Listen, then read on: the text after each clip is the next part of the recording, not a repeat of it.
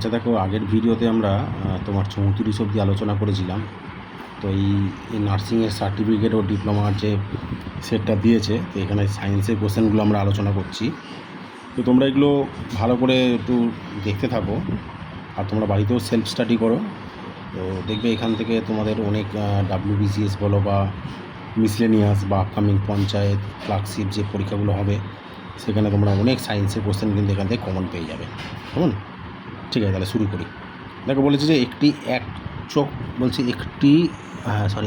হৃদচক্রে প্রতিটি নিলয় যত পরিমাণ রক্ত সংবহন করে তার মানে অ্যামাউন্টটা জিজ্ঞেস করেছে। আচ্ছা, হৃদচক্রে না, এটা নিলয়টা মনে রাখবে, এটা 70 ml হবে। কেমন? এটা একটু ভালো করে মানে মুখস্থ রেখে দেবে যে নিলয়গুলো হয়।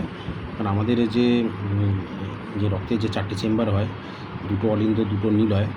তো প্রত্যেকটা নিলয়, এক একটা নিলয় মনে রাখবে 70 ml করে রক্ত সংবহন করে। ঠিক আছে? আচ্ছা, তারপরে বলেছে যে লসিকা কলা, মানে এদের মধ্যে কোনটা লসিকা কলা জিজ্ঞেস করেছে। আচ্ছা, অপশানগুলো দেখা যাক। Thymus, tonsil, lymph node. আচ্ছা দেখো, এখানে এই যে অপশানগুলো দিয়েছে, লসিকা কলা বলেছে, থাইমাস, টনসিল, লিম্ফ নোড। মনে রাখবে এই তিনখানাই কিন্তু লসিকা কলা। তাহলে এখানে অ্যান্সার হবে সবকটি হবে। ঠিক আছে? এই যে থাইমাস, এটা কিন্তু আমাদের মনে রাখবে যে স্টারনাম যে অংশটা থাকে, সেই স্টারনাম অংশের পাশে থাকে। এটাও কিন্তু এক প্রকার একটা লসিকা গ্রন্থি বলতে পারো। টনসিল, এটাও একটা লসিকা গ্রন্থি আমাদের দেবে গলার, দেখবে একটু ওপরে দুদিকে থাকে, একদম প্রাইমারি, একদম প্রথম দিকেই, মানে শরীরের মানে মুখে ঢোকার মানে প্রথমেই এটাকে দাঁড় বলা হয়, মানে রোগ জীবাণুকে এটা আমাদের থেকে প্রোটেক্ট করে আমাদেরকে। ঠিক আছে? আর লিম্ফ নোড আমরা জানি, লিম্ফ নোড এটা একটা লসিকা গ্রন্থি। ঠিক আছে? তো এগুলো একটু মনে রাখবে। তাহলে এটা অ্যান্সারটা হবে সবকটি। এদের মধ্যে কোনটির গ্রহণে যকৃতের সিরোসিস রোগটি হয়? আচ্ছা, যকৃতের সিরোসিস, যেটাকে ইংলিশে আমরা কমনলি বলি লিভার সিরোসিস। লিভার সিরোসিস মনে রাখবে যারা এক্সেস ড্রিঙ্ক করে তাদের হয়। ঠিক আছে? এই অ্যালকোহল থেকে, এই ফ্যাটি লিভার যেটা হয়, ফ্যাটি লিভারের পরেই তোমার হচ্ছে যে টক্সিকগুলো জমা হয়, ওখানেই লিভার সিরোসিস রোগটা হয়। এই ওপিয়াম, কোকেন, টোবাকো, তো এইগুলোতে কিন্তু কোনো দিন মনে রাখবে লিভারের হয় না, লিভার সমস্যা হয় না। এগুলো তোমার হচ্ছে শুকনো নেশা হয় এগুলো দিয়ে। এই ওপিয়াম যেমন হচ্ছে পোস্ত গাছ থেকে, আমাদের আফিম গাছ থেকে পাওয়া যায়। আর কোকেন, এটা হচ্ছে কোকো গাছ থেকে পাওয়া যায়। আর হচ্ছে টোবাকো, তো টোবাকো চর্বণ, যেটা মানে হচ্ছে ওই জর্দা ফর্দা যেটা খায়, এখান থেকে লিভারের কোনো রিলেটেড নেই। আবার বলেছে মানবিক অস্থিরতা ও অতিরিক্ত মশলাযুক্ত খাদ্য গ্রহণে একজন স্বাভাবিক মানুষের ক্ষেত্রে যে অবস্থার সৃষ্টি হয়, এটা যেটা মানে মানে মানবিক অস্থিরতা তৈরি হয়, যেটা আর কি মানে মানে আইঢাই করা শরীর একটা বলতে পারো, বা একটা মেন্টাল আনস্যাটিসফ্যাকশন, মানে মেন্টালি একটা মানে অস্থিরতা ভাব একটা হয়। মানে তো এটা যেটা হয় আর কি, যে সমস্যাটা হয়, এটা বদহজম বা ইনডাইজেশন হবে অ্যান্সারটা। ঠিক আছে? এটা খুব মানে এটা আর কি মানে কী বলে, একটু মানে ভাবলেই পারা যাবে। আর যেখানে বলে যে প্রতিটি চোয়ালে বিভিন্ন প্রকার দাঁতের সংখ্যা। আচ্ছা, চোয়ালে দাঁতের সংখ্যা, এটা দেখো, এটা একটা ফর্মুলা আছে, ফর্মুলা জানলেই তোমরা কিন্তু এটা পেরে যাবে। দেখো, চাইল্ডদের যেটা হয়, যেটা বাচ্চাদের হয়, তো বাচ্চাদেরটা হচ্ছে আমাদের মনে রাখবে চোয়ালটাকে না, এই ডাক্তারি পরিভাষায় এইভাবে ভাগ করা থাকে, এরকম 4টে ভাগ করা থাকে। যেমন হচ্ছে ওপরের দেখবে আমাদের একটা ডান দিকের একটা পার্ট থাকে, ওপরের বাঁ দিকের একটা পার্ট থাকে, নিচের বাঁ দিকের একটা পার্ট থাকে, বা ডান বাম, ওপরে ডান বাম, নিচে ডান বাম থাকে। তো যেটা হচ্ছে এখানে ফর্মুলাটা যেরকম হয়, ফর্মুলাটা এই একটা পার্ট হয়, এটা হচ্ছে 2102, এটা হচ্ছে তোমার বাচ্চাদের হয়। ঠিক আছে? বাচ্চাদেরটা হচ্ছে 2102। আর যেটা অ্যাডাল্টদের যেটা হয় সেটা হচ্ছে 2123। তো আমাদের যে দাঁত যেগুলো থাকে, মনে রাখবে যে দাঁতের নামগুলো এখানে আমি একটু বলে রাখি। যেমন হচ্ছে ইনসাইজার দেখবে হচ্ছে সামনের দিকে, একদম যে ইঁদুরের যে দেখবে সামনের যে দুটো ছোটো ছোটো দাঁত থাকে, বা আমাদের একদম মানে মানে ঠোঁট খুললে যে দুটো দাঁত একদম প্রথম মানে মাঝখানে যে দুটো দাঁত থাকে, ওগুলোকে মানে ওপরে দুটো নিচে দুটো, ওগুলোকে ইনসাইজার বলা হয়। তো ইনসাইজারের পর থাকে হচ্ছে ক্যানাইনটা, যেটা হচ্ছে দেখবে আমরা একটু রাগ হলে যে দাঁতে দাঁত চিপে আমরা একটু জোরে চাপ দিই, ঠিক তারপরে ক্যানাইন, যেটা বাঘ, সিংহ বা মাংসাশী প্রাণীদের একটু মানে বেশ বড় হয়, যেটা দিয়ে ওরা মানে শিকার করে। তো ওই ক্যানাইন, তারপরে হচ্ছে প্রিমোলার, তারপরে মোলার থেকে মানে একদম ধারের দিকে প্রিমোলার, মোলার এরম থাকে। তো মনে রাখবে এটা এখানে যেটা বলেছে যে প্রতি চোয়ালে বিভিন্ন প্রকার দাঁতের সংখ্যা।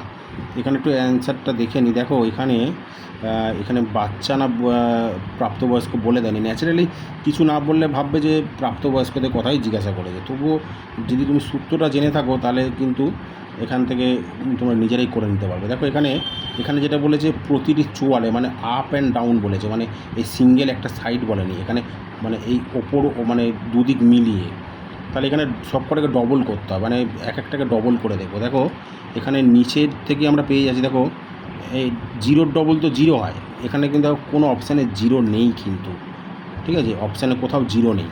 তার মানে এখানে কিন্তু বাচ্চাদেরটা বলেনি, এটা বুড়োদেরটা বলেছে। মানে বুড়ো বলতে মানে তোমার অ্যাডাল্ট যারা হয় আর কি, মানে দুধে দাঁত পড়ে যাওয়ার পর যে আক্কেল দাঁত যেটা গজায়। তাহলে 2 দুগুণে 4, দেখো 4 একের একে 2, 2 দুগুণে 4, 3 3-এ 6। তার মানে 4 2 4 6। দেখো 4 2 4 6 কোথায় আছে? দেখো এই যে 4 2 4 6 আছে, ঠিক আছে, এই 4 2 4 6 এটাই হচ্ছে অ্যান্সার হবে, ঠিক আছে। এই ফর্মুলাটা তোমরা মাথায় রাখবে। এটা বাচ্চাদের 2102, আর বা প্রাপ্তবয়স্কদের বা হচ্ছে আক্কেল দাঁত যেটা হয় 2123। নিচের কোন ভিটামিন জলে দ্রবীভূত হতে পারে ও অ্যান্টিঅক্সিডেন্ট হিসাবে কাজ করে? আচ্ছা, এটা মনে রাখবে যে এখানে এটা তোমরা যেন মুখস্থ রাখো, বা এটাই মুখস্থ রেখে করাটাই ভালো হবে যে ভিটামিন যেমন যে ভিটামিনগুলো জলে আর যেগুলো তেলে দ্রবণীয়। এক কথায় মনে রাখবে বিসিপি জলে মনে রাখবে বিসিপি, আর তেলে হচ্ছে ADEK, এই হচ্ছে তেলে। বিসিপি জলে, ADEK তেলে, এইটা মনে রাখলেই হয়ে যাবে। তাহলে দেখো জলে দ্রবীভূত হয় প্রথমে বলেই দিচ্ছি, তাহলে এখানে ভিটামিন সি আছে। এবার আরেকটু এবার এটার কনসেপ্টটা বলে রাখি। দেখো ভিটামিন সি, বি, এদের মধ্যে কিন্তু অনেক অ্যাসিডিক ভিটামিন আছে। যেমন ভিটামিন সি হচ্ছে অ্যাসকর্বিক অ্যাসিড। এবার একটু ভালো করে ভেবে দেখো অ্যাসিড কোথায় দ্রবণীয়, অ্যাসিড হচ্ছে কিসে দ্রবণীয়? আমরা তো জানি যে অ্যাসিডকে লঘুকরণ করতে গেলে তো জলের মধ্যে দিতে হয়। হ্যাঁ, জলের মধ্যে অ্যাসিড দ্রবণীয় হয়। তাহলে হচ্ছে দেখো এখানে অ্যাসিড জলে দ্রবণীয় হয়, তাহলে জলে বলেছে, কারণ এখানে সিটা হচ্ছে অ্যাসকর্বিক অ্যাসিড, তাহলে ভিটামিন সি হচ্ছে জলে দ্রবণীয় ও অ্যান্টিঅক্সিডেন্ট হিসাবে কাজ করে। এটা আমরা জানি যে এই ভিটামিন সিটা কিন্তু অ্যান্টিঅক্সিডেন্ট, একটা ভালো একটা অ্যান্টিঅক্সিডেন্ট। তারপরে বলেছে ক্রোনোমিটার দ্বারা নির্ভুলভাবে কী পরিমাপ করা হয়? এটা সময় হবে ক্রোনোমিটার দ্বারা। একটি এককবিহীন ভৌত রাশি, দেখো এককবিহীন ভৌত রাশি আমরা অনেকগুলোই জানি, যেমন হচ্ছে আপেক্ষিক ঘনত্ব বা আপেক্ষিক গুরুত্ব, গ্যাসের বাষ্প ঘনত্ব, তো তাদের মধ্যে আরেকটা দ্রাব্যতাও হয়, ঠিক আছে। তো এখানে আয়তন, ভার, ঘনত্ব এদের সবার একক আছে, দ্রাব্যতার কিন্তু একক হয় না, ঠিক আছে। দ্রাব্যতা যেটাকে আমরা ক্যালকুলেশন করি, দ্রাব্যতাটা কী হয় না, ওই তরলের মধ্যে আর একটা তরলের যে দুটোর অনুপাত কিন্তু সমান হয়ে যায়, মানে ওদের একক যে দুটো একক ধরে বার করি, সেই একক দুটো কিন্তু ওপর নিচে কেটে যায়, তাই জন্য দ্রাব্যতার কিন্তু একক হয় না, ঠিক আছে। বলছে 1 ফেমটোমিটার সমান কত মিটার? 1 ফেমটোমিটার মানে মনে রাখবে 10⁻⁻15 মিটার, অর্থাৎ হচ্ছে 1 মিটারকে তোমরা 1-এর পেছনে 15খানা শূন্য দিয়ে ভাগ করে দেবে, দিলে 1 ফেমটোমিটার মান পেয়ে যাবে, ঠিক আছে। এখানে তোমরা এই অ্যাংস্ট্রম, ফার্মি, ফেমটোমিটার, পিকোমিটার এগুলো একটু ভালো করে দেখে রাখবে মানগুলো। বলেছে উপগ্রহ উৎক্ষেপণকালে নির্ভুলভাবে দেখা যায় কোন ঘড়ির সাহায্যে? এটা মনে রাখবে মেট্রোনম নামক একটা ঘড়ি হয়, ঠিক আছে। আমি বলে দিচ্ছি, এটা হচ্ছে ক্লাস 9-এর ফিজিক্যাল সায়েন্স বইতে আছে, ফার্স্ট চ্যাপ্টারে, এটা তোমরা দেখতে পাবে মেট্রোনম। তারপরে বলে যে সূর্যের মহাকর্ষ বল পৃথিবীর কত গুণ? দেখো সূর্যের মহাকর্ষ বল পৃথিবীর হচ্ছে 27 গুণ, এটা মনে রাখবে, ঠিক আছে। মানে সূর্যের যে মহাকর্ষ বল যেটা হয়, মানে ওর অ্যাট্রাকশান পাওয়ার যেটা হয়, মানে পৃথিবীর থেকে 27 গুণ বেশি তোমার বল দ্বারা আকর্ষণ করে। এবার বলেছে যে ওষুধের ক্যাপসুল প্রস্তুত করা হয় কোন প্লাস্টিক দিয়ে? আচ্ছা, ওষুধের প্লাস্টিক, এটা মনে রাখবে একটা খুব সিম্পল একটা মনোমার দিয়ে গঠিত একটা পলিমার গঠন হয়, যার নাম হচ্ছে অরলন, ঠিক আছে। অরলনটা মনে রাখবে CH2, এর মনোমারের নামটা সংকেতটা মনে রাখবে CH2, যেটা কিনা CH আর CN থাকে, এরম একটা গঠন হয়, এটা হচ্ছে অরলন, ঠিক আছে। এটা আমাদের যখন আমরা ক্যাপসুল যখন খাই, তো এই অরলনটা কী হয়, জলের সংস্পর্শে আসলেই এর মনোমারগুলো খুব দ্রুত কিন্তু খুলে যায়, খুলে গিয়ে একদম সরলীকরণ মানে সরল হয়ে যায়। ঠিক আছে, তারপর বলছে প্রাইমারি সোনার বিশুদ্ধতা। এটা প্রাইমারি সোনার বিশুদ্ধতা মনে রাখবে যে 24 ক্যারেট। এটা তোমরা সবাই জানো, কারণ বাড়িতে সবাই কেউ না কেউ সোনার গয়না কেনার সাথে যুক্ত থাকে। তো 24 ক্যারেট সোনা হচ্ছে সবচেয়ে বিশুদ্ধ সোনা, মানে এর মধ্যে খাদটা কম দেয়। খাদ মনে রাখবে যে সোনার সাথে তামা মেশানো হয়। তামাটা কী হয়, তামা সোনাকে মিশিয়ে একটা যে কম্পাউন্ডটা করা হয়, কম্পাউন্ড বলতে যে মিক্সচারটা করা হয়, এই তামাটাই কিন্তু মানে খাদ হিসাবে কাজ করে, মানে সোনার মানে ভঙ্গুরতাকে আটকানোর জন্য। আচ্ছা, তারপরে বলছে এলপিজির প্রধান উপাদান কী আছে। এলপিজির প্রধান উপাদান এখানে অপশান অনুযায়ী বিউটেন হবে।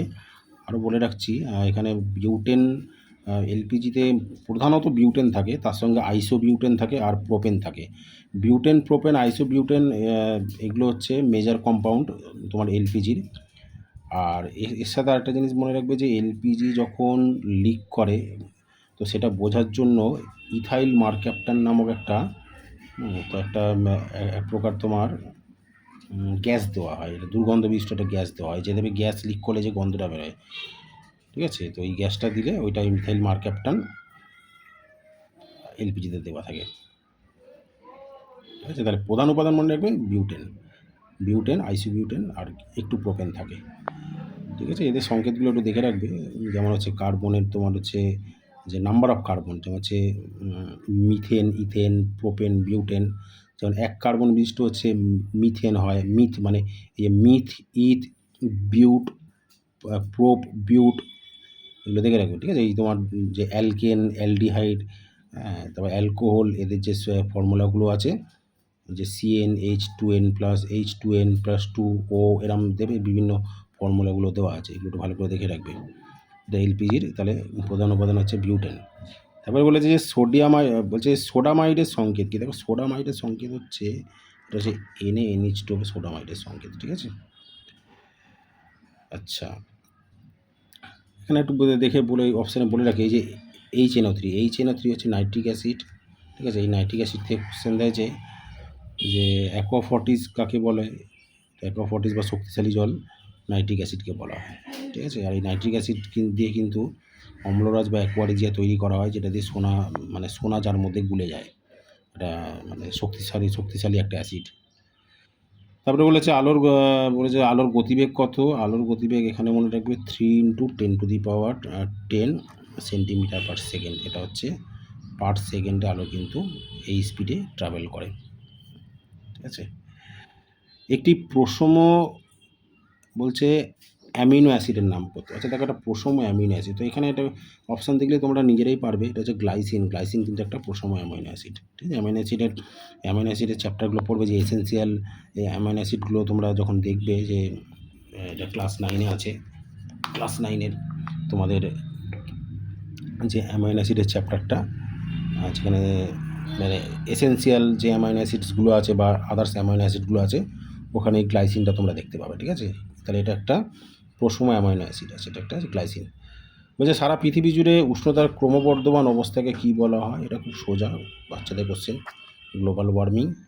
তারপরে বলেছে মিউরেটিক অ্যাসিডের সংকেত লিখুন। মিউরেটিক অ্যাসিড মনে রাখবে, হাইড্রোক্লোরিক অ্যাসিডকে মিউরেটিক অ্যাসিড বলা হয়। ঠিক আছে, HCl মিউরেটিক অ্যাসিড, যেটা দিয়ে বাথরুম পরিষ্কার করা হয়।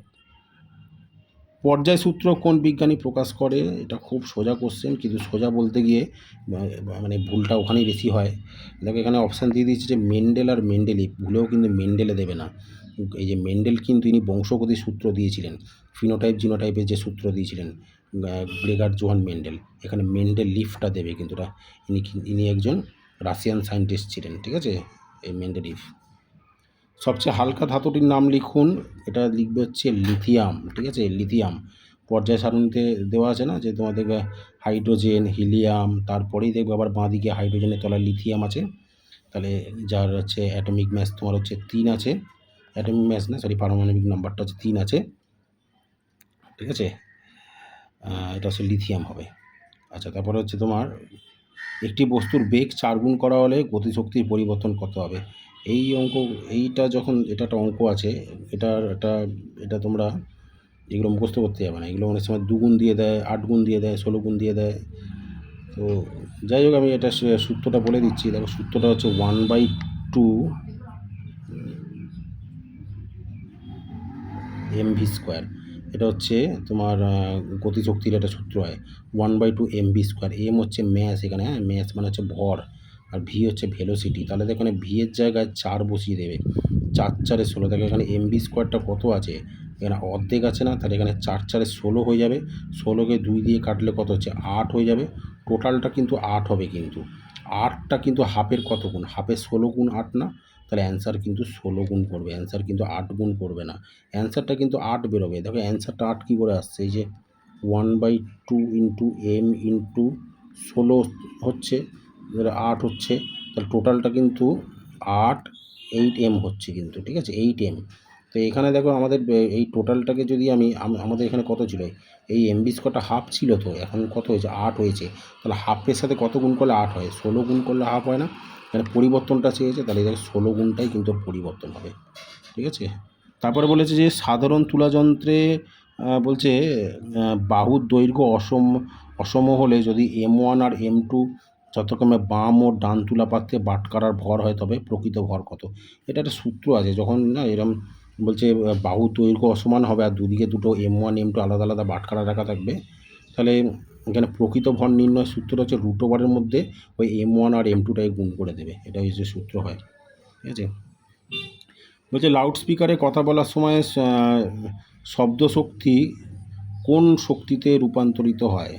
এটা শব্দ শক্তিটা মনে রাখবে তড়িৎ শক্তিতে রূপান্তরিত। দেখো এই যে লাউড স্পিকারে কথা বলার সময় শব্দ শক্তি, তা শব্দ শক্তিটা তো তড়িৎ শক্তিতেই রূপান্তর হবে, তাহলেই তো ওটা সবার কানে যাবে, কারণ তড়িৎ শক্তিতে না রূপান্তর হলে তো যাবে না, কাজটা করবে না ওখানে, ঠিক আছে। এখানে শব্দ শক্তি থেকে শব্দ শক্তি করে দেবে না।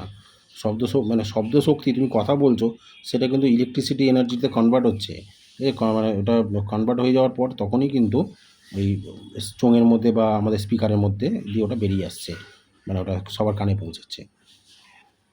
বলছে ফুটন্ত জলের উপর ভাসমান পাত্রের জল। দেখো এটা একটা তোমাদের তাপের চ্যাপ্টারে আছে, এটা একটা তোমাদের এই তাপের চ্যাপ্টারে যে ঘটনার যে ঘটনা, বিভিন্ন ঘটনাগুলো হয়, সেই ঘটনাগুলো পড়লেই তোমরা অ্যান্সারটা করতে পারবে।